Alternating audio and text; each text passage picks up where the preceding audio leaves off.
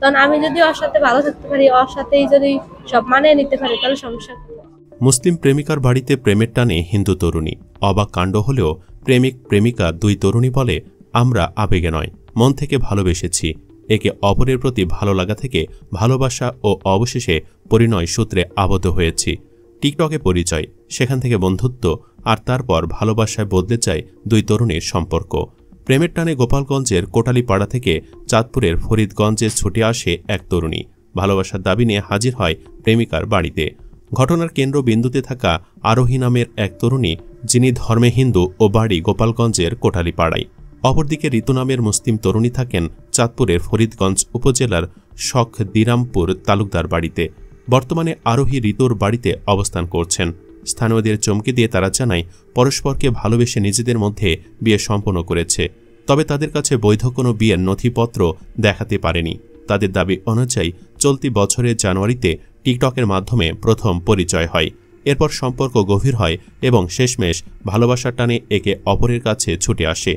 এদিকে ফরিদগঞ্জ থানার ভারপ্রাপ্ত কর্মকর্তা মোহাম্মদ শাহ আলম জানান, আরোহী নিখোঁজ উল্লেখ করে তার পরিবার থানায় একটি সাধারণ ডায়েরি করেছিল। সেই ডায়েরির সূত্র ধরে পুলিশ তাকে উদ্ধার করে থানায় নিয়ে আসে। বাংলাদেশের প্রচলিত আইনে সমলিঙ্গের বিয়ে স্বীকৃত নয়, ফলে পুরো বিষয়টি এখন আইনগত তদন্তের আওতায় রয়েছে। দুই তরুণীর এই সাহসী সিদ্ধান্ত এলাকায় ব্যাপক আলোড়ন তুলেছে এবং সামাজিক অঙ্গনেও নানা ধরনের প্রতিক্রিয়া তৈরি করেছে।